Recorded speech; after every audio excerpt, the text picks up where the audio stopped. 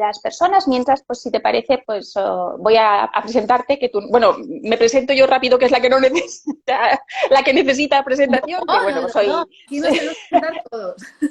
sí, sí, pues nada, soy Paloma Muñoz, soy pediatra desde hace ya muchos años No y me tantos. dedico a, sí, a la atención primaria, tanto en la pública como en la privada. Y bueno, y te voy a presentar a ti. Vale, Tú eres María José Más, eres pediatra también, eres pediatra. neuropediatra y eres epileptóloga, es decir, experta en una especialidad de la neuropediatría muy interesante para nosotros los pediatras, porque sí que vemos muchos casos. Eso me lo Y dice bueno, mi además, mamá y me ha gustado mucho, Paloma. claro, es Porque que para nosotros casi tiene nadie mucha recuerda importancia. que yo soy de lo que más sé en realidad es de epilepsia. Fíjate, pues es que para nosotros los pediatras es algo que sí que a menudo también tocamos y entonces pues a mí me llamó mucho la atención en tu currículum, por eso lo he dicho. Y bueno, y luego además te dedicas a la docencia de grado y universitaria, eres escritora, como ahora lo veremos, que al fin y al cabo ha sido todo ha salido a partir de este super libro que ahora comentaremos durante la charla. Y además te dedicas a la divulgación, ¿vale? Y yo en este momento, luego hablarás tú, pues quiero poner en valor ese blog tan maravilloso que tantos pediatras usamos y tantas familias utilizan, porque es un blog hecho para familias, básicamente, aunque nosotros los pediatras, pues eso, chupemos todo lo que podamos de él y se llama Neuronas en Crecimiento, ¿vale? Además es un blog que fue premiado, ¿no?, por la Escuela Bitácoras en el 2016, que ya va pasando el tiempo, pero Sí. bueno, eso fue ayer, como quien dice, al mejor blog a ver, ¿cómo era? En salud, a ver, a ver que te lo diga Mejor bien. blog de salud e innovación tecnológica, la segunda parte no sé por qué. De... Tú ves cómo sabes No, no, hablar yo de creo que esas era por la cosas. parte de salud. En los premios Bitácoras, que fueron los últimos Bitácoras. premios Bitácoras que se hicieron, y luego Bitácoras se convirtió en Escuela Bitácoras, que tiene cursos muy interesantes Sí. dirigidos al gran público. Yo también tengo ahí un cursito que la verdad siempre me da un poco de vergüenza publicitarlo. Lo siento, Escuela Bitácoras, os quiero mucho, pero es que no. ¿Por qué te da vergüenza? Pues no lo sé, no lo sé, pero está bien. Está dirigido a papás y mamás, porque así si quieren encontrar si su niño tiene un desarrollo normal o si hay alguna cosa que les pueda inquietar, les sirve un poco de hacer, no de pediatra de primaria, pero sí que con esas observaciones que ellos puedan hacer, pues pueden ir al pediatra con más Muy bien. argumentos. Bueno, pues entonces sí que tenemos que publicitarlo en la Escuela de Bitácoras. Yo sí Sí, que a mí me me da gusta mucha mucho. vergüenza porque era de mis primeras cosas que hacía y creo que no tengo muchas tablas, pero bueno, Bueno, simplemente pero está claro, pero eso está bien. Ver el antes para apreciar el después. pues, Eso está claro, está claro. Bueno, entonces, la primera pregunta que te quería hacer, ¿cómo nace?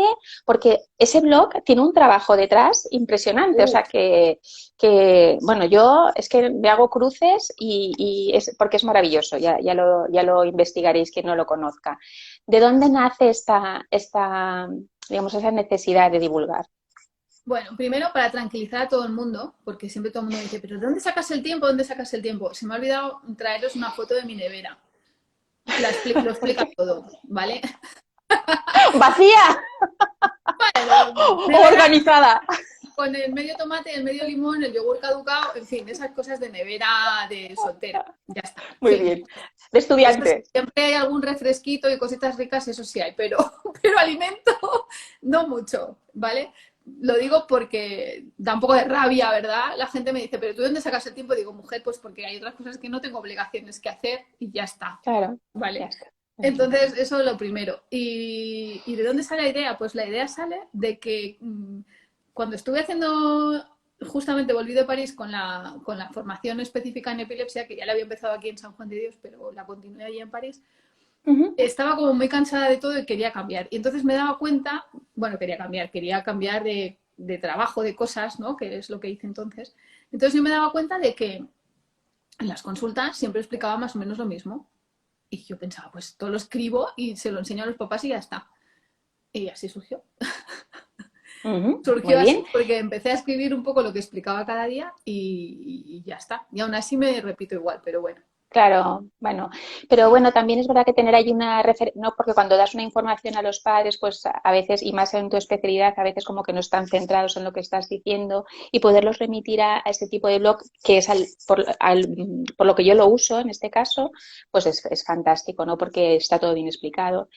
Y luego también, o sea, yo también pensaba, ¿no? Es como cuando tienes un residente contigo, ¿no? Que para explicar las cosas, pues tienes que estar actualizado, tienes que, como que, ¿verdad? También te proporcionará, pues eso, Sí, estar al hombre, día, va a épocas. te Como estoy exigirá escribiendo, esto, ¿no?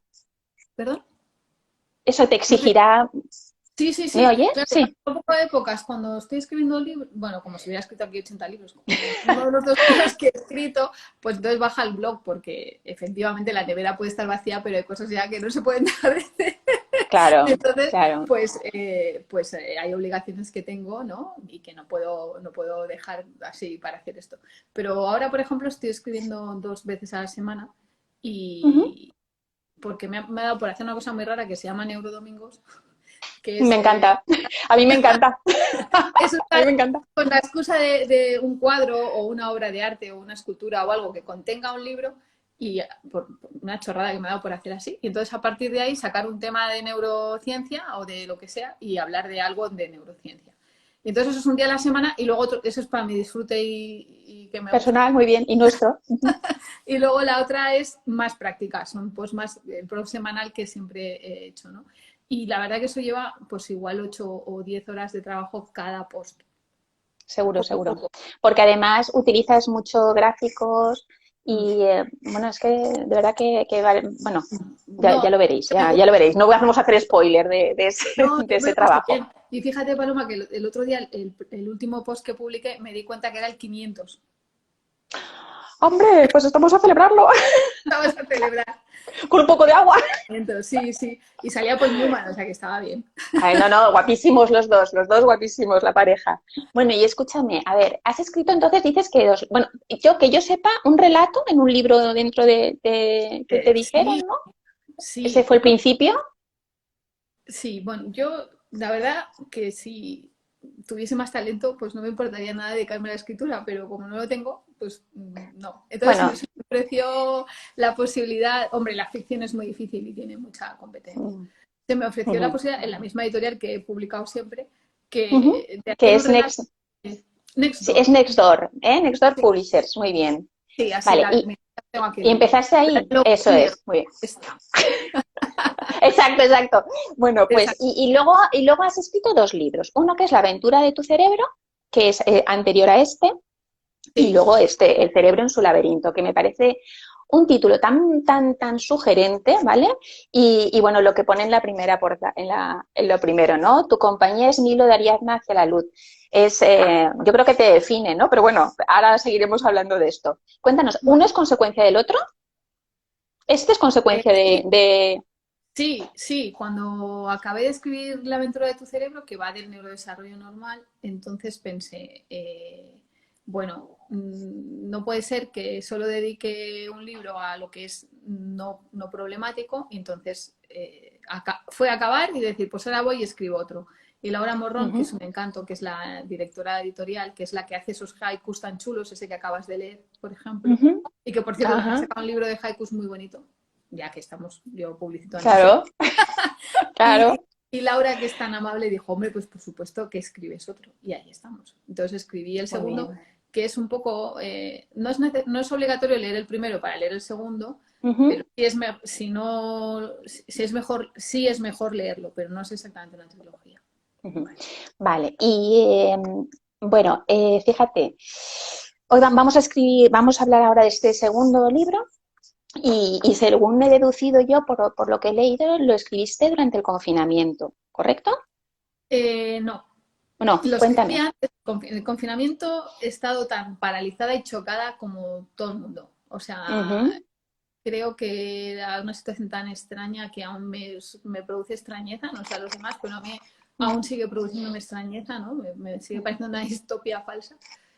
Lo escribí Exacto, antes, en exacto. realidad se entregó a imprenta el 20 de enero del año pasado, Pero Vale, eso que fue anterior.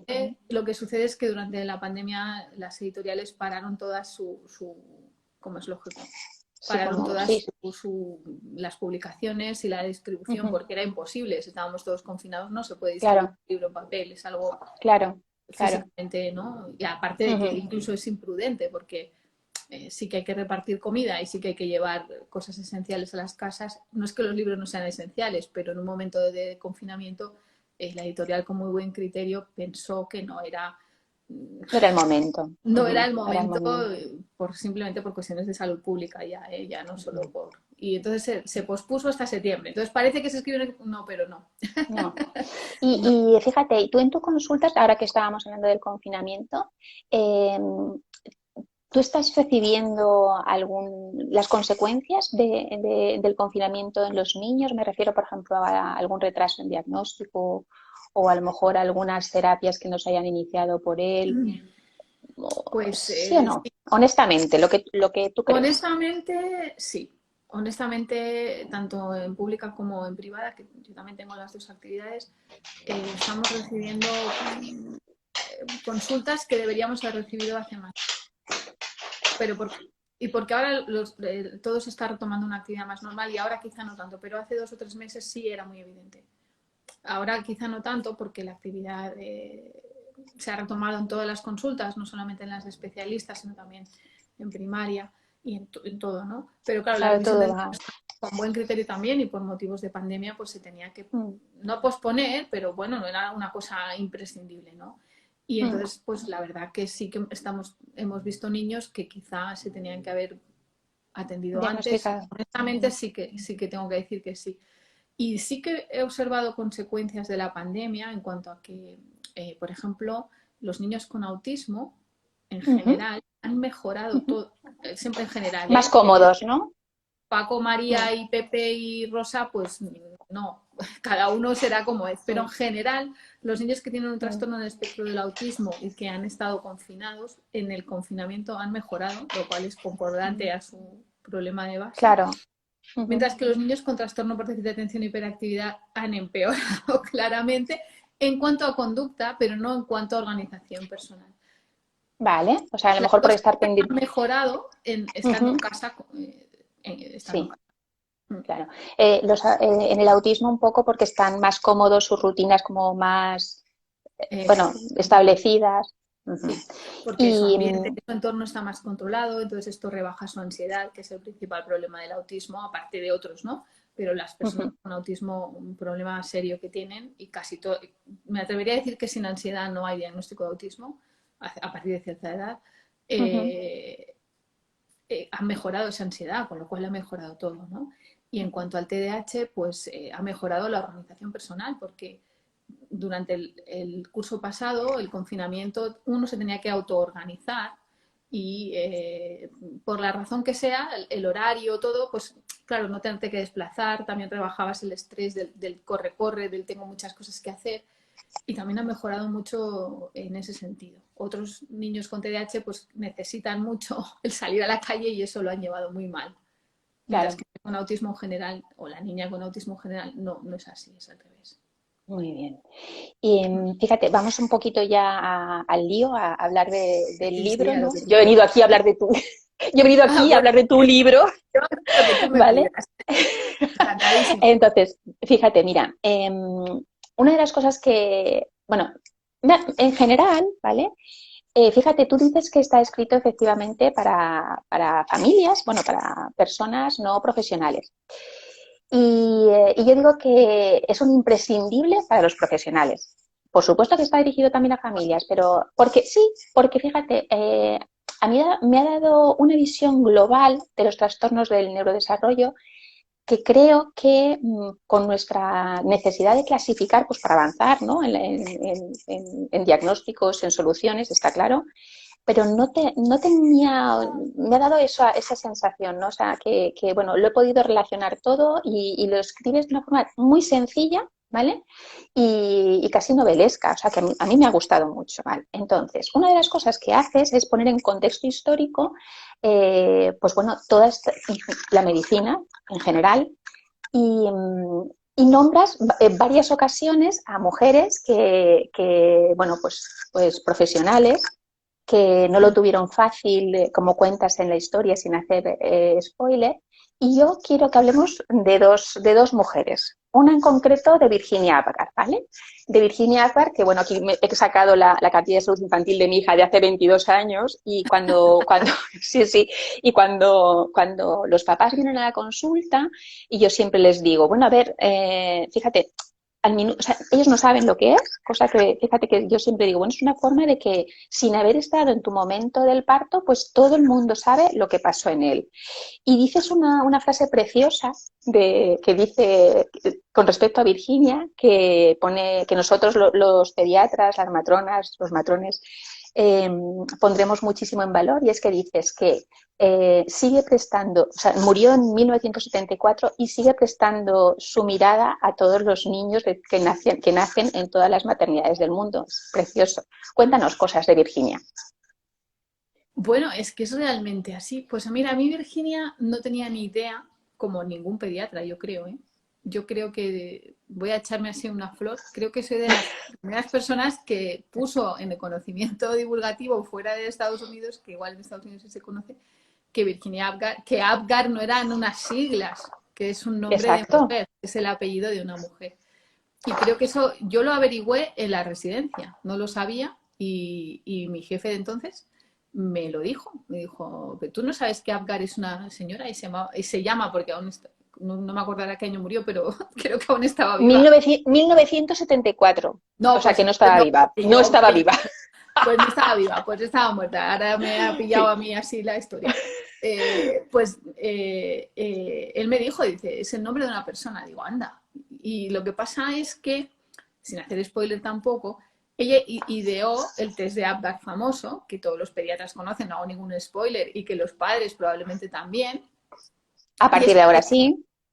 es precioso lo que ella hace, porque ella estaba en un momento de la medicina muy, muy interesante, ¿no? Porque la medicina pasaba de ser el parto domiciliario a parto hospitalario.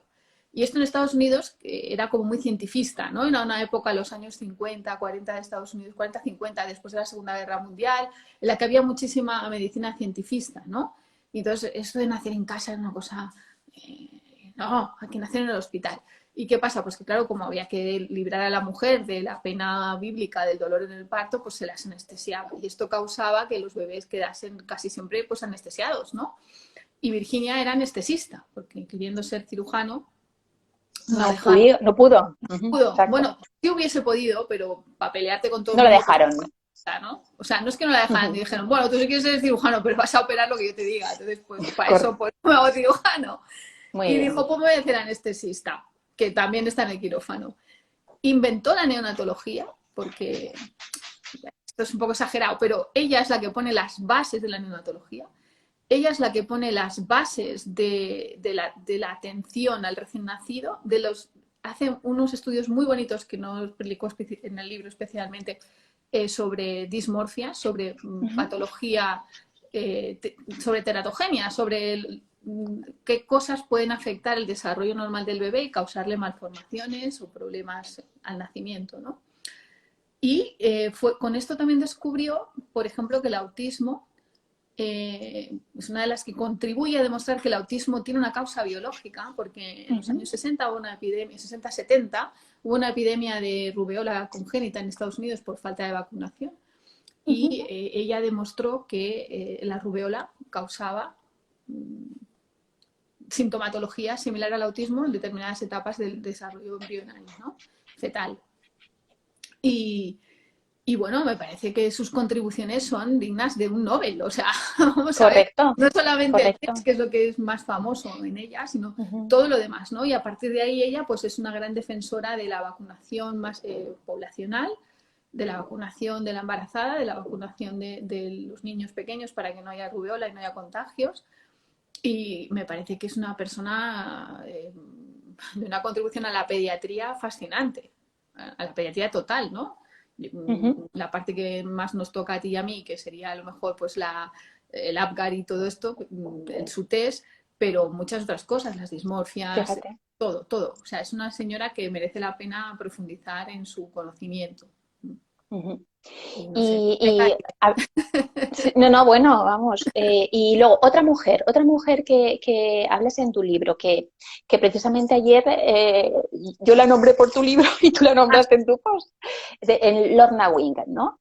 bien. Fíjate, ayer, 18 de febrero, sí, Internacional del Síndrome de Asperger, que lleva ese nombre por Hans Asperger, pero quien contribuye, quien lo desempolva es Lorna Wing en 1981.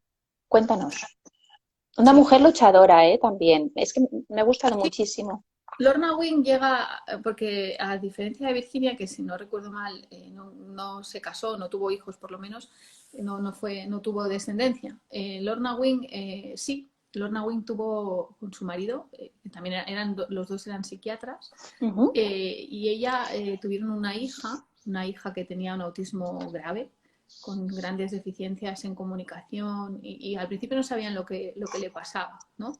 Entonces, con ese amor de padres, porque el marido también contribuyó de otra forma, ¿no? Pero también ujú.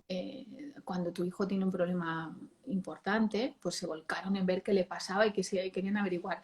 Y fíjate que entonces el autismo prácticamente no se diagnosticaba como tal, porque lo había descrito por primera vez Kanner en 1943 y luego lo describió Asperger, otra vertiente del autismo, en 1944, pero Asperger lo escribió en alemán y sus Ujú. escritos están en alemán después de la Segunda Guerra Mundial, que a nadie le interesaba leer en alemán después de la Segunda Guerra Mundial, a pesar de las grandes contribuciones de los científicos alemanes a lo largo de la historia en la medicina y en otros campos, ¿no? Pues yo que sé, Koch, eh, ¿cómo se llama este otro? Los espacios de mil alemanes, que ahora no me sale ninguno. Ujú. Mira, me pongo así nerviosa y no me No sale. pasa Pero nada.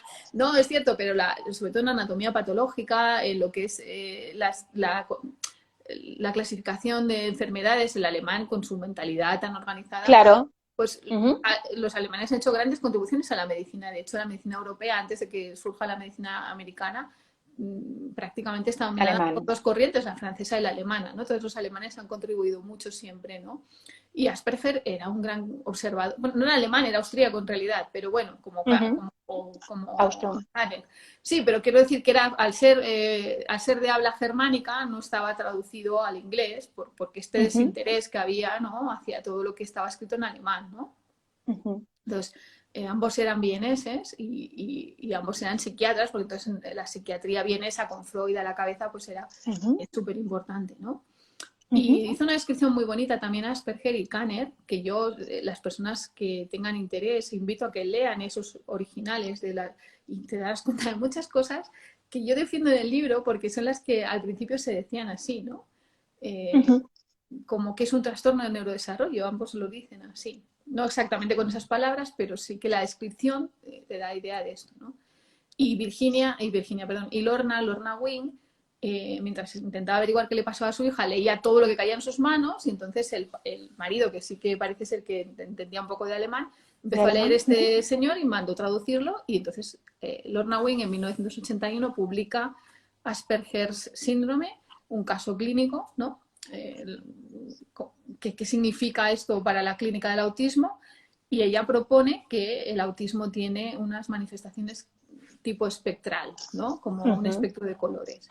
En un ujú, extremo estaría el autismo más grave, con más deficiencias o dificultades comunicativas y de relación, y en el otro estaría el autismo tipo Asperger, en el que está mucho más preservado el lenguaje, tiene unas peculiaridades propias también, pero lo que más llama la atención es las dificultades en la interacción social, ¿no?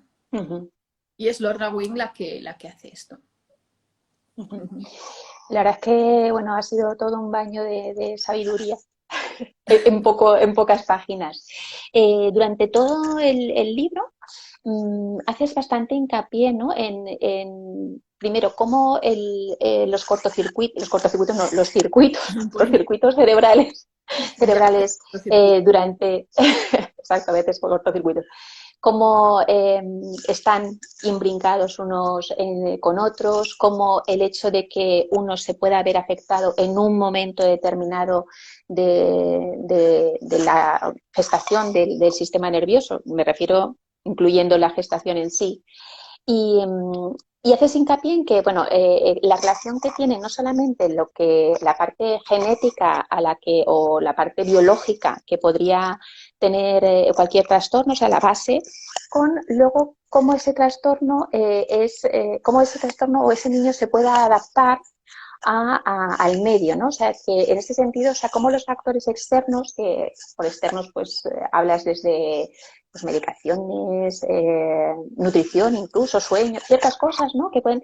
como el ambiente en el que vive ese niño eh, puede hacer que algo que biológicamente pues estaba determinado de una manera de una forma determinada, pues, bueno, cambie totalmente el pronóstico y la adaptación de ese niño. Efectivamente. Dinos. Uh-huh. Bueno, lo comentas tú muy bien.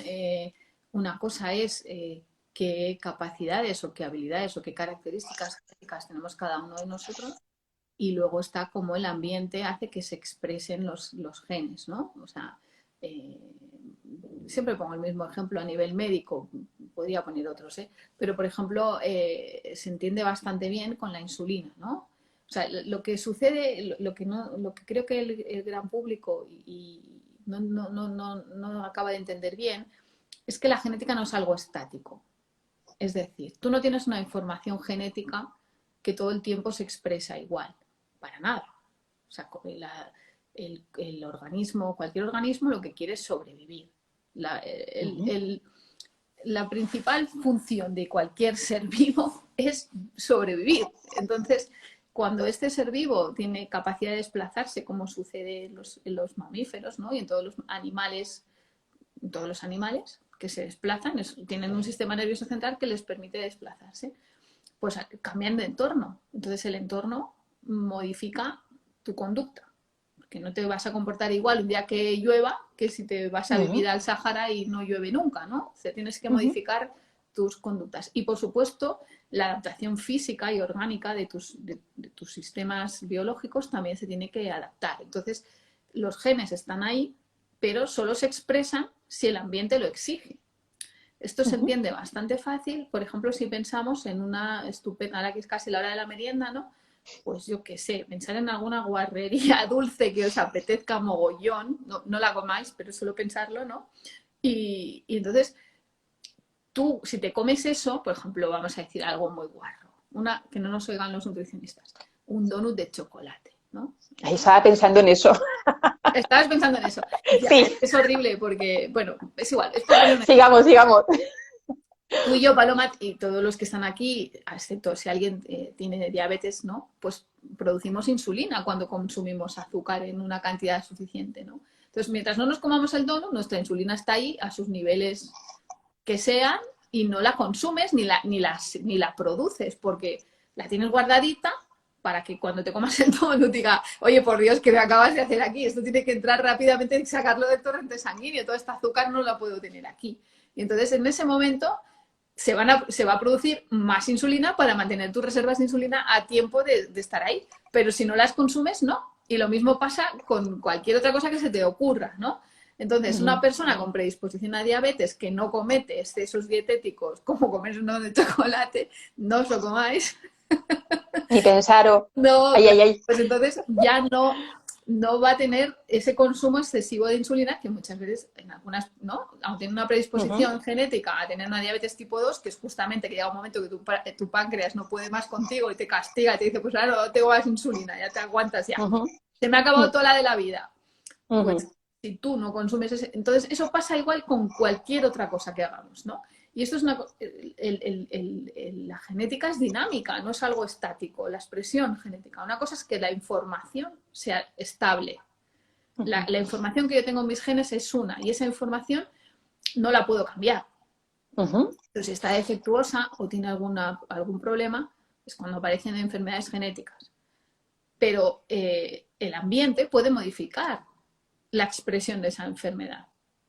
Y de ahí la importancia, ¿verdad?, de una detección temprana, Efectivamente. porque no es lo mismo, ¿no? Porque encontrarte con, bueno, poder trabajarlo que dejarlo pasar, ¿no? Claro, ¿qué es lo que sucede? Que mientras un niño está creciendo, ¿no? Imagina, pensemos en un bebé recién nacido que no hace absolutamente nada, Lo tienes hasta que cambiar de postura, porque si no, tal cual lo dejas, como mucho mueve los bracitos y las piernas, pero no se puede girar. Tal cual lo dejas, se va a quedar, ¿no? Entonces, de eso que tú le haces todo a un adolescente en el que dices, por Dios, vuelve a casa ahora que te he dicho, porque no tienes ningún control sobre él, ¿no? Porque ya es totalmente... Ya nada. Bueno, estoy exagerando, pobre adolescente, con lo que me parecen a mí de majos. Pero bueno, que quiere decir que todo eso sucede en 20 años, ¿no? En 20 años ese bebé tan mono que dices, me lo voy a comer, pues cuando tiene 19 dice, ¿para qué no me lo habré comido? Bueno, 19 ya no, pero con 15 dan ganas de matar. Con 15 sí, después ya no. 15 después a disfrutarlo, a disfrutarlo. Son un poco terribles, ¿no? Entonces, ¿por qué? Pues porque el cerebro, el sistema nervioso se tiene que construir. Y de hecho te crece la cabeza porque se va construyendo todos esos circuitos que decimos, ¿no? Especialmente en estos primeros 3 años de vida. Y claro, lo que tú hagas va a determinar quién eres. Y eso es muy evidente en los 3 primeros años de vida, porque si tú naces en China, rodeada de cultura china, pues muy probablemente tú vas a moverte, tú vas a coger los palillos en vez de los cubiertos, vas a escribir con ideogramas en vez de con letras, vas a hablar una cosa que no tiene nada que ver, la articulación, teniendo la capacidad y los músculos son idénticos, los nuestros, de una persona de origen asiático, el que sea. En cambio, los sonidos, pues si no me equivoco, el chino mandarín tiene 28 sonidos vocálicos. Fíjate. Ahí donde lo ves. 28. Yo, que el francés ya me cuesta oír que tiene 9, imagínate hasta 28. Y eso no lo averiguo nunca, ¿no? Entonces, eso se va construyendo en ese ambiente. ¿Y qué pasa? Que aquellos genes que yo no necesito, por ejemplo, los sonidos vocálicos del francés, que me sobran 4, pues yo no los necesito. Imagínate. No me entreno, no los uso, no los distingo. Pero están en mis genes. Lo que pasa que como nunca los usé, nunca generé. Están cerrados, son interruptores que no hemos ni encendido ni apagado.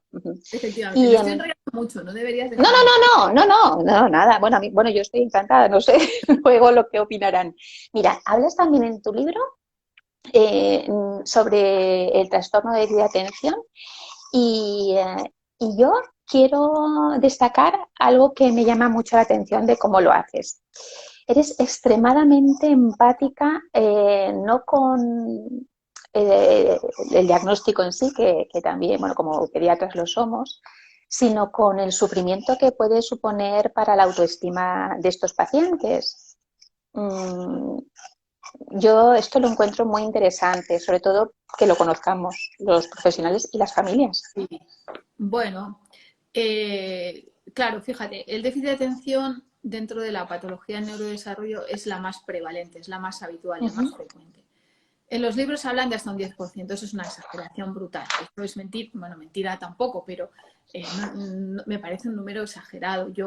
En España no hay estudios de prevalencia españoles, con nuestro maravilloso 17 sistemas distintos. Tenemos en algunos que está estudiado y en otros no, pero bueno, yo creo que no está mal decir que entre un 4 y un 7%, que ya es muchísimo, de la población infantil tiene alguna sintomatología TDAH. Y el 1% de la población infantil tiene una sintomatología TEA, autismo. ¿Cómo no ser empático? 4 y 1, es mucho, es mucho. Es muchísimo. Bueno, es que en su conjunto se calcula que el 10% de los niños tienen algún problema de neurodesarrollo. Muy leve, claro, la mayoría es un problema muy leve, pero en algún momento necesitan atención temprana, ¿no? Entonces, ¿cómo no ser empático con eso? El sufrimiento, o sea, ¿qué le pasa al niño con TDAH? El niño con TDAH no es que sea movido, no es que sea despistado, eso es una anécdota. Eso no es el TDAH.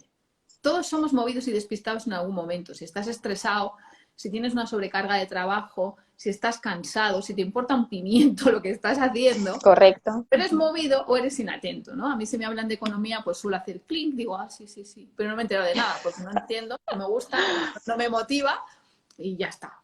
Hay que vivir en una economía, pero no tengo ni idea, ¿vale? Por decir algo. Y como eso pues le pasará a otras personas, pues a lo mejor con lo que estamos hablando ahora, ¿no? Con los trastornos de neurodesarrollo. Bueno, total. Que el niño con TDAH no es eso. Eso es el síntoma que tú ves. Pero si nos pudiésemos meter en su cabecita, lo que veríamos es el caos. Pero cuando digo caos, digo caos. O sea, son personas, adultos también, que ese es el drama, que muchos llegan adultos más o menos disimulando y luego pues tienen muchas dificultades de relación de pareja, mantener un trabajo. Porque todo el mundo se piensa que son unos, viva la Virgen, perdonad, os quiero mucho TDAH, lo sabéis, pero lo hago para que los demás entiendan que eso es mentira. Lo que sucede en su cabeza es un caos. ¿Un caos qué quiere decir? Son inteligentes, lo han entendido todo, muchas veces a la primera, pero la información no la retienen fácil porque tienen un defecto leve en la memoria y la tienen que repetir muchas veces para recordarla. Punto 1. Y punto 2 es que prefieren morir a hacer un resumen o prefieren morir a hacer un esquema. Son incapaces de organizar la información que tienen. La tienen, pero tú le dices, explícame, ya no te digo la lección. ¿Qué has hecho esta tarde? Es tremendo. O sea, para que te expliquen lo que han hecho esta tarde, no te enteras de lo que han hecho. Porque y una de las cosas que... te lo explican saltando de un tema a otro, ahora se acuerdan de otra cosa y te cuentan otra cosa. Y eso lo hacen igual con la información escolar. Y socialmente son niños encantadores, porque son, en general, tanto los niños como las niñas con TDAH son personas muy sensibles, que se preocupan mucho de los demás, y entonces sufren cuando ven que los demás no les entienden.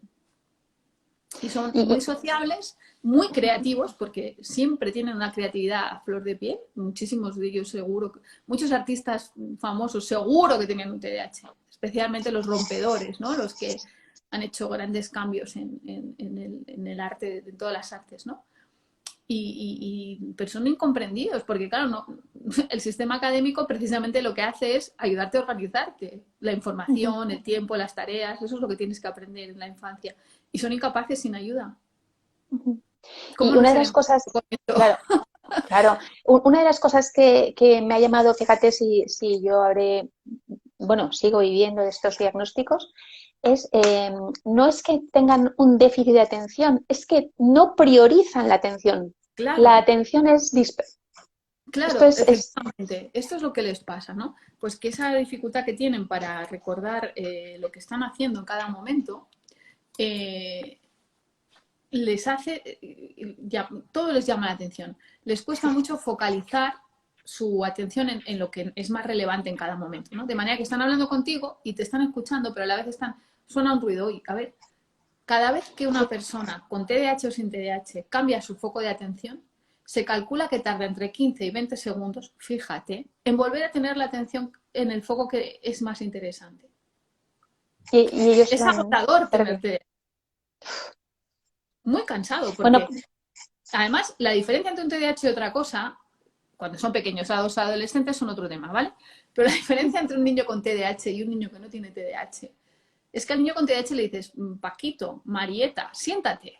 Y Paquito y Marieta se sientan. Pero a los... Nada, parece que tenga un pincho en la silla. Se acaban de sentar, te han obedecido y ya no se acuerdan de lo que les has dicho. Entonces se levantan y se ponen a hacer otra cosa. Y dicen, pero te he dicho que te sientes. Claro, y eso se ha olvidado. ¿Qué le suena? Que te está tomando el pelo. ¿Cómo claro. vas? Y se lo acabo de decir. Me ha hecho caso porque se levanta. Claro. Esto creo que como lo explicas es que es un pilar. Yo creo que entender desde dentro, ¿no?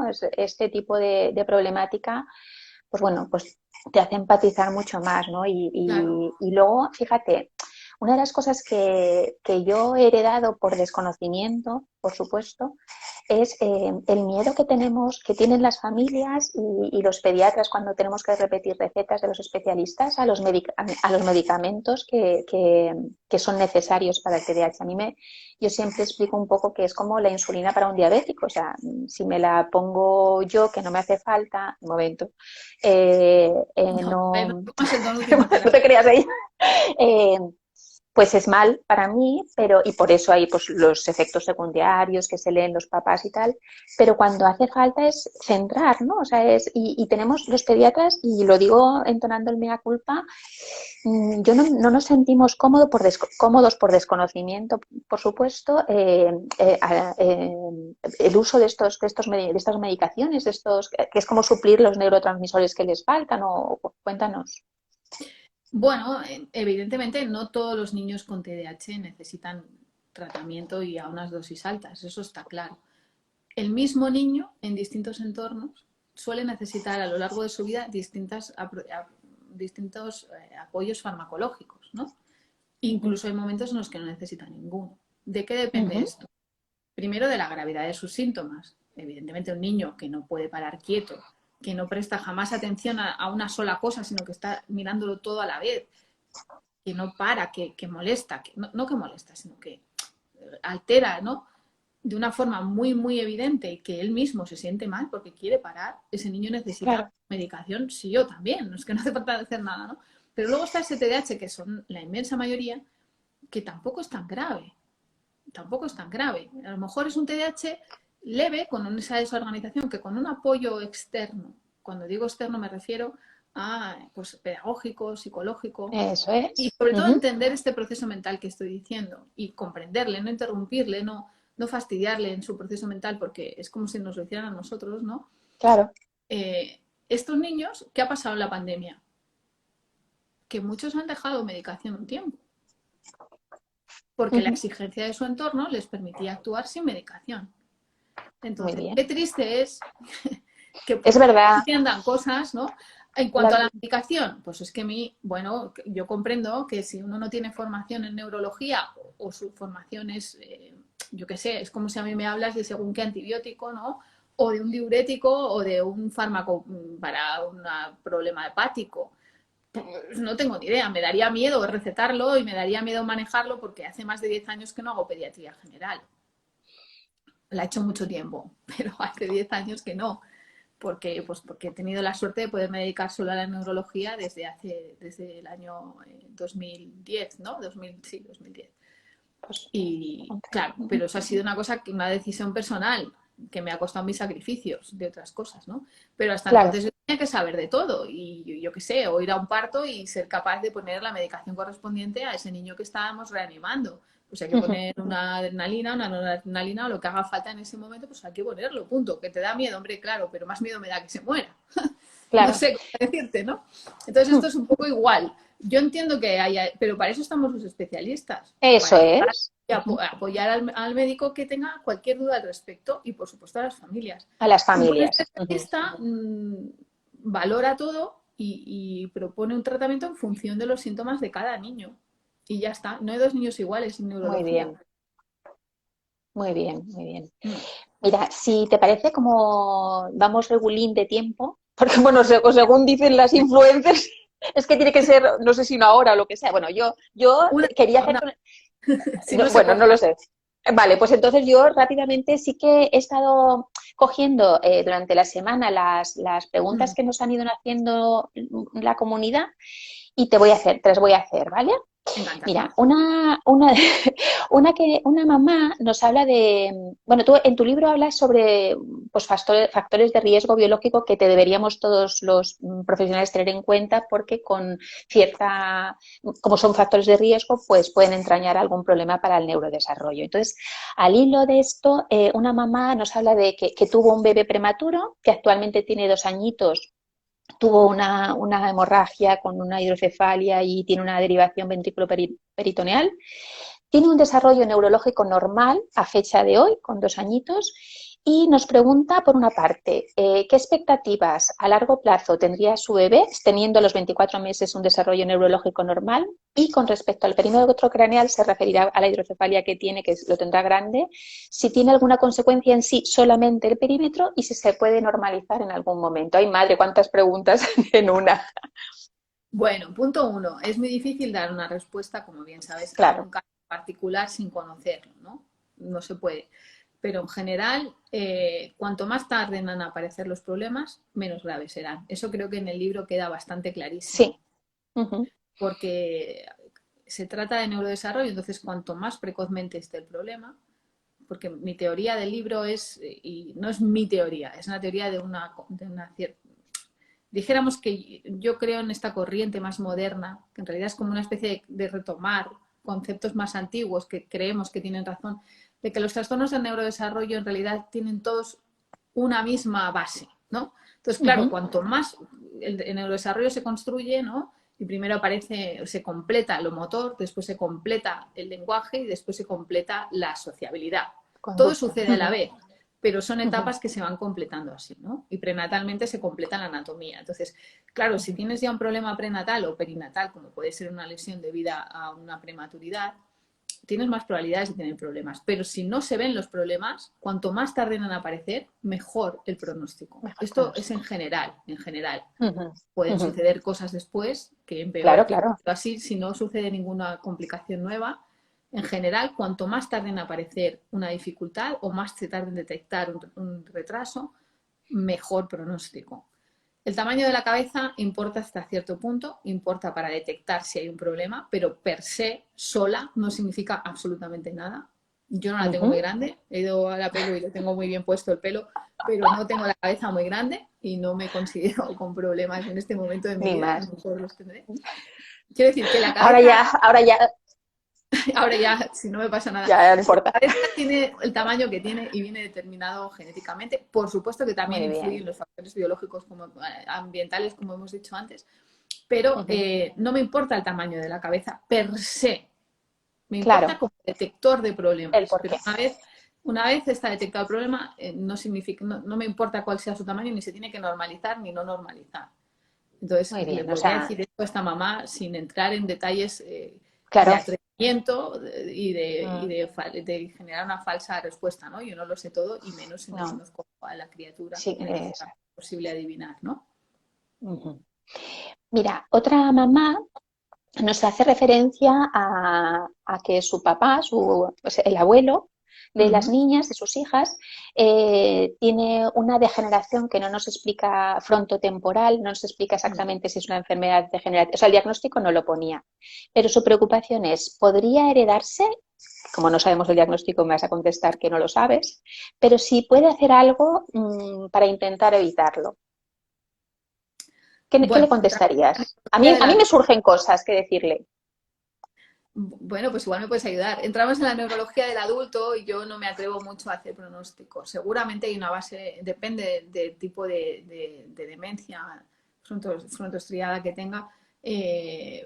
Son hereditarias, claro que sí. Mm, ¿Se ujú. pueden hacer cosas? Sí, se pueden hacer cosas. Pues como se puede, pero es que me da igual, tengas eso o no. O sea, ¿qué puedes hacer para Exacto, que de adulto tengas una vida saludable?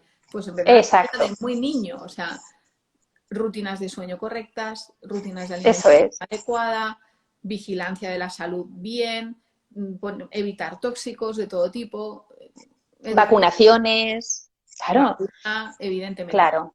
¿Por qué? Porque sí que cada vez hay una corriente más clara en la neurología de los adultos, que hay ya varios estudios en revistas importantes como Lancet o Nature, que, ¡oh, qué bonito me ha quedado! O Nature, Sí, que, nature, perdón, nature. quería ser Nosotros, nature.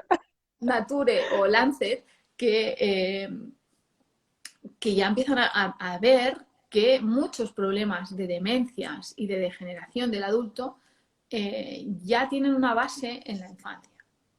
Ujú. Entonces, no importa si, hombre, si tienes un factor de riesgo familiar, pues es una alerta más que tienes que tener en cuenta, ¿no? Ujú.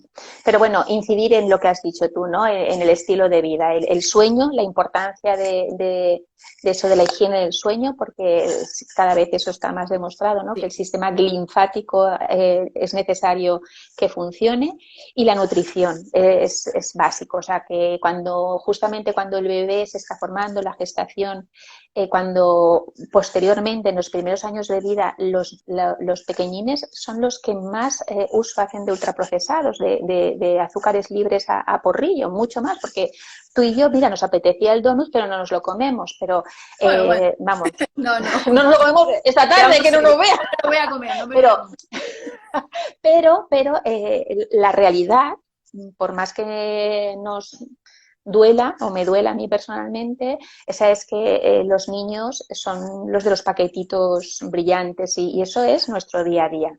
Entonces, esto que es el estilo de vida y que se ha visto que las enfermedades no transmisibles, como puedan ser cerebrovasculares, prevención de ictus, pues están en el Sí, estilo de vida desde la primera infancia. Entonces, yo esta mamá sí que diría que se informara porque lo puede hacer muy, muy bien y que luego, oye, si nos pasa, nos pasa, pero todo lo que podamos, lo que está con la tranquilidad, ¿no? Las cosas se hacen por bien, pues un poco eso.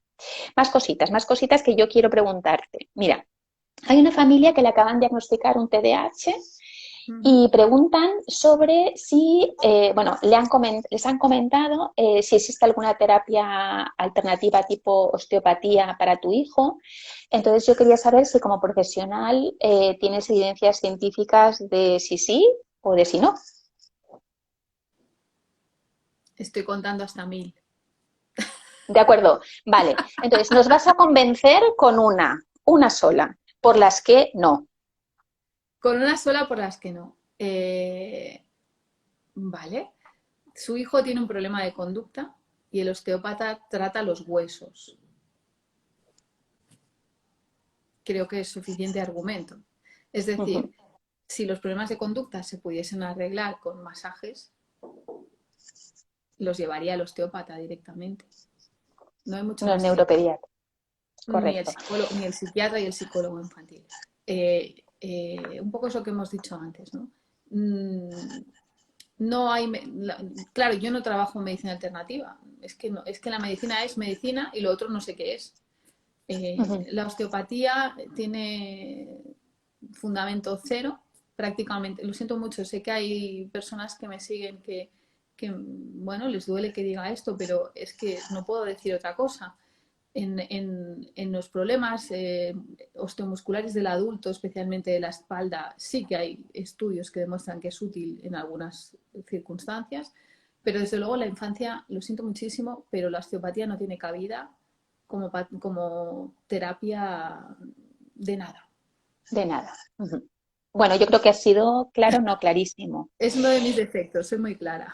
Pero fíjate, es que no lo dice María José Más, lo dice la neuropediatra, con todo lo que hemos hablado de ella, su Sí, currículum, sí, y y una persona con no experiencia y digo yo, sino experta. que es algo que, yo qué sé, se puede acudir a la Sociedad Española de Fisioterapia Pediátrica y te dirán lo mismo. O sea, no es algo que diga yo. Exacto, con evidencia científica detrás, como Sí, todo lo que haces. intento, Mira, sí. otra pregunta. Sí, sí, bueno, lo que yo percibo, sí. Con respecto al autismo, ¿vale? Mira, esto también lo he visto yo en consulta, ¿vale? Entonces, parece ser que hay algunos trabajos que últimamente en poblaciones muy chiquitinas, que estadísticamente no son significativas, digamos, sus hallazgos, justamente porque han sido estudios en poblaciones muy chiquitinas, en los cuales parece ser que relacionan el realizar algún tipo de dieta quitando cosas, en concreto el gluten o la caseína, y parece ser que mejoran los niños con autismo. ¿Tú tienes algún tipo de experiencia en esto? Mira, mm, como pediatra sabrás más que yo de esto. Retirar el gluten gratuitamente de la dieta es un riesgo a los 40 años de diabetes, entre otras Correcto. cosas. Entonces, el gluten no se debe retirar de la dieta, tanto si tienes autismo como si no tienes celiaquía. No hay ninguna razón Exacto. y nutricionalmente es un error quitar un aglutinante como es el gluten de la dieta, porque favorece muchas otras cosas y evita muchas otras patologías que no Ujú. soy nutricionista y no soy pediatra de Sí, sí. primaria y se me escapan un poco, ¿no? Te puedo asegurar que en el 99,99, o sea, casi en el 100% de los casos, las personas con autismo no, es que es el mismo argumento que la osteopatía. Por mucho que esté ahora esto de moda de la microbiota, soy un poco escéptica con esto. Ujú. Da para cinco conversaciones sobre la microbiota. No estoy diciendo que no se tenga que estudiar, estoy diciendo que en la microbiota no está la respuesta. A veces está simplemente la consecuencia del autismo. Las personas con autismo, por ejemplo, muchas veces tienen restricciones alimentarias porque no les gusta la textura de lo que comen. Entonces tienen una Eso mala. es. Sí. Evidentemente esto cambia su microbiota. Esto da para otra charla lo que tú quieras, ¿no? Pero en general me atrevo a decir con total contundencia que ni el TDAH ni el autismo van a mejorar con dieta. Por mucho que anecdóticamente te parezca que tu hijo, por retirarle algo, se encuentre mejor. Bueno, es posible que tenga alguna maldigestión, algún problema de mala absorción leve, que encima, por ejemplo, si le quitas la leche y luego se la reintroduces de golpe, evidentemente que le sienta mal. Y a mí también, Claro. porque la leche tú necesitas comer leche para que, lo que decíamos antes, para que tus vellosidades del intestino tengan una enzima que digiere la leche. En el momento en que dejas de tomar leche, como no estás tomando leche, no produces esa No la enzima. produces. Ujú, Y para volver a producirla tienes que habituarte a tomar leche. Es decir, ujú. no juguemos con la dieta, podemos perjudicar el futuro físico, las condiciones físicas y biológicas de nuestros hijos haciendo esto, y me parece un error que no tiene ningún fundamento. Que anecdóticamente alguien esté bien, bien, pues habrá que averiguar por qué anecdóticamente esa persona ha mejorado con esa dieta. Pero desde luego no cura el autismo, no cura el TDAH y como no curaría la parálisis cerebral infantil, es que son cosas absurdas. Efectivamente. Ujú. Son Tal vez ocurrencias, entiendo que estén, pero que no se ven hacer. y tal vez digamos que igual lo importante, ¿no?, en estos niños sería pues precisamente eso en los intereses restrictivos a veces también se dan con la comida y entonces tal vez lo importante sería individualizar su alimento, ver su dieta, ver lo que comen, si tienen alguna falta de algún nutriente y eso sí que se Es tendría que... muy Pero es que esto importante. nos... Eso es muy Claro, es importante. que... Es una labor del pediatra fundamentalmente y si Claro, necesita apoyo de nutricionistas o de un digestólogo o de exacto, otra cosa, pues también. O de un efectivamente. hematólogo, porque puede haber una anemia por otra causa que Una- no sea necesariamente carencia. efectivamente, No lo sé. muy Es bien. decir, las personas con autismo, el autismo cada vez nos damos más cuenta, eso también lo digo así muy por encima en el libro, de que es un problema que el cerebro lo controla todo. Entonces puede haber manifestaciones extra neurológicas del autismo, pero Ujú, no exacto. porque el órgano enfermo sea el páncreas o el hígado, sino porque el órgano enfermo, entre comillas, es el cerebro y al tener unas señales anómalas puede ser que altere otras cosas. Pero la solución no está en cambiar la dieta, está en cambiar lo de arriba. Eso es. Ujú, muy bien. Yo creo que ha quedado, vamos, clarísimo. Vale, Bueno, y ahora ya, a ver, bueno, nada, 2 minutitos para finalizar, ¿vale? sí. Entonces ahora yo creo que ha quedado claro cómo es María José, la neuropediatra, la profesional, y me encantaría que, pues, te unieras a un juego, ¿no? Un juego que consiste en una ronda de preguntas para conocer más a la mujer, a María Bueno, José. venga, Así que allá voy, ¿vale? venga. Así como rapidito, rapidito, ¿vale? ¿Qué lenguas hablas? Hablar, ¿Hablas más de una? Ujú. sí, por supuesto, catalán y castellano como mis dos lenguas maternas. Y hablo inglés, bien, fluidamente, italiano, bien, fluidamente, y chapurreo horrible el francés, pero yo creo que eso es culpa de los franceses, no mía. Al ver que todos los niños en Francia. Vale. Desde ¿Cuántos que en países? Francia sabían hablar francés. El francés, fíjate, ¿no? Qué cosas. Comprendo bien el ¿Cuántos pa- portugués, comprendo bien el francés, pero el portugués no hablo nada y el francés da igual. 9 meses de baile. ¿Cuántos? Fíjate, ¿cuántos países conoces? No, no los puedo contar, no lo sé. No los puedes contar. No, he estado en todos los continentes excepto en Australia y la Antártida. Pues nada, súper fácil. ¿Cuál Eh, fue tu primer sueldo, María José? mi ¿Tu primer primer sueldo, sueldo? ¿en cantidad o mi primer sueldo fue cuando No, hice no, no. ¿En mi qué, primera haciendo qué? trabajando de MIR? Siempre he trabajado de MIR. Trabajando en... Una vez Ujú, muy intenté trabajar bien. de otra cosa, pero no me aceptaron, entonces no. Quise ser monitora de No campamento, dabas. pero no. No, Me dijeron que no. que no. No, Eh, ¿Fuiste a escuela pública o privada? privada. Fui al Sagrado Corazón de Privada. Tarragona, que entonces no era ni concertado. A pesar de lo que dicen algunos políticos catalanes, no existe la escuela concertada hasta los años 80, que la inventó Pujol, o sea que no nos cuenten cosas. Yo fui a una escuela privada. Privada, muy bien. ¿Actor o actriz que sea un mito para ti?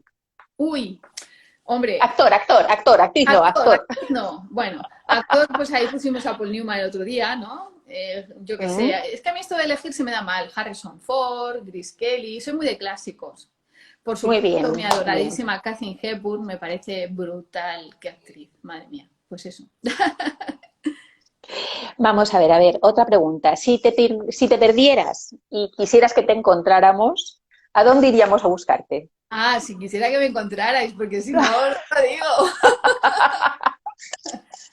Bueno, tengo ahí unos genes norteños. Mi madre es de origen cántabro de Santander y me gusta mucho perderme en Santander en verano, cuando se puede ir. Me gusta mucho. Lo Qué he hecho. ganas, ¿verdad? Qué ganas de volver. Sí, sí. Vamos a ver, recuerdo de la infancia que rememoras con cierta frecuencia. Recuerdo de la O el último que has rememorado, a lo mejor. cierta frecuencia.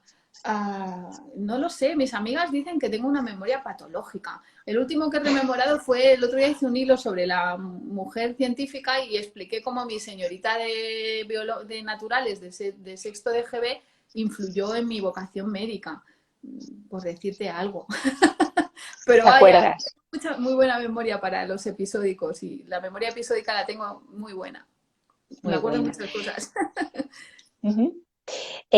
¿Alguna manía que tienes? No. Bueno, No a lo tienes mejor me manías. rodean te dirán que sí. No, no tengo manía. De niña tenía No eres muchas. consciente. No soy consciente de tener manía. Bueno, hay una cosa que me molesta mucho. Ujú, Mucho. Pero no es una manía, ujú, me molesta. Me pone de mal ujú. humor y aún a mi edad me cuesta, esto los que me conocen lo saben, que me alteren los planes de trabajo. No, no lo soporto. Yo trabajé 16 años en urgencias y entonces lo veía una cosa muy normal, pero que de repente te llamen para cambiar una visita, esto no lo llevo bien. Ujú. Eres organizada. No, no, organizada. Sí. Una frase que te represente. Una frase que me represente. No lo Que sé. tengas que tengas un poco así o sea, si estuviéramos, si tú no fueras tú y estuviéramos hablando de ti, Ah, ¿qué me dirías de María José? sí. Bueno, la gente dice que soy un poco friki, pero no lo sé. Friki, pero friki es algo. Ah, bueno, Friki espérate, es positiva. periodativo, ¿no? Bueno, no lo sé. Yo no, a mí me gusta. Si ser friki es esto, pues me gusta. Que me represente, no lo sé. Creo que se me da bien conectar a la gente. Creo que se me da bien ayudar a la gente a que conozca a otra gente. No lo sé. Ujú. Pero Muy bien, muy bien. eso tendrías que preguntar a los que me rodean. Claro, que no puede ser. Y bueno, Vamos, fíjate, friki me lo dicen bastantes, ¿eh? Entonces, como les digo, oye, friki, me dicen, bueno, peculiar. Digo, vale, pues venga. ah, vale. Pues, pero fíjate, no sabía, fíjate, es que pusiste ayer en tu blog, Ujú. Neuronas en Crecimiento, vuelvo a decirlo, un pequeño vídeo Ah, es muy bonito, no, para mí impactante. Y una ilustrativo. de las preguntas, ilustrativo, sí, y que te hace conocer más. Y el conocimiento es lo que da libertad y poder. Exacto. Y estaban hablando, era sobre el síndrome de Asperger y les preguntaban si les habían dicho alguna vez frikis, ¿no? Y ahí es donde me enteré que hacía referencia a parece ser a una película en el que el friquismo era algo negativo, Sí, ¿no? sí. Pero en este caso, como algo peculiar, pues nada, muy bien. Bueno, no Pues sé. nada, ¿lo has pasado bien? ¿Lo has pasado bien? Es la última Muy pregunta. bien, sí, sí, muy Muy bien. bien, Gracias, yo me lo he pasado muy pues bien. nada, Ha sido muy pues nada, agradable.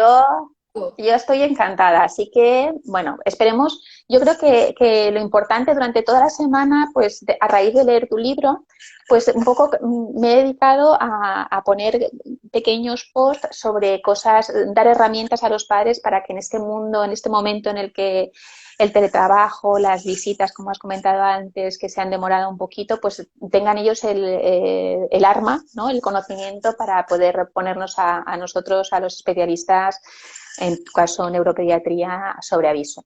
Y ha sido una semana que, fíjate, no tenía yo ni idea que terminó ayer con el síndrome de Asperger y hoy una entrevista con mi neuropediatra favorita. ¿Pero esto qué es? No, oye, no, Esto es no, yo te fantástico. agradezco que me hayas invitado porque Que, nada, nada. sí, que ha sido Yo, muy agradable hablar contigo, que no somos millennials ninguna de las dos, lo cual demuestra que viejunas, a lo mejor es viejunas, pero fenomenal. joven, bien joven. A lo mejor, Ah, vale, viejoven. claro, claro. Eso me gusta más. Sí, pero Muy bien, pues nada. yo siempre digo una cosa como pediatra, ¿no? Somos la única especialidad en la que nuestros pacientes no envejecen nunca. Entonces, lo que tenemos que hacer Vaya, es jovenecernos nosotras, ¿no? En el sentido de que vaya, no vaya, vaya. estar al margen de lo que pasa nuevo, ¿no? Los demás médicos crecen con sus pacientes, se hacen mayores sus pacientes también. Nosotros, pues, nunca hemos sido de la edad de nuestros pacientes y nunca lo vamos a ser. Cada vez Ni lo estamos. seremos. Y yo creo que es importante usar, bueno, su lenguaje, sus herramientas, porque si no estamos muy desconectados. Creo. Es lo Acercarnos. Muy que me bien. pasa a mí. Pues nada, encantada. Espero que nos volvamos a ver en algún momento y volvamos a coincidir nuestros caminos y un Seguro que sí. besazo porque bueno, la forma de ser tan accesible para mí, de verdad que te lo agradezco un montón. Un besito a Encantada. todos. Gracias a ti. Gracias a todos por estar aquí atentos. Y ahora voy a intentar, por favor, voy a Concéntrate. intentar dejarlo grabado, por favor. Voy a ver si lo hago bien, ¿vale? Seguro que A lo ver, haces. estoy... Paloma. Sí, no Ánimo. sé, no sé. Voy a cerrar lo primero y luego a ver qué me pregunta. Porque eso es lo que me dijiste que te comentó tu sobrina. ¿Es Cristina? Sí. ¿Tu Lucía. sobrina es Lucía Cristina? es mi Ah, Lucía, sobrina. perdona. Vale, pues nada, voy a eso, ¿vale? Un besito a Un beso. todos. Adiós. Chao. Chao.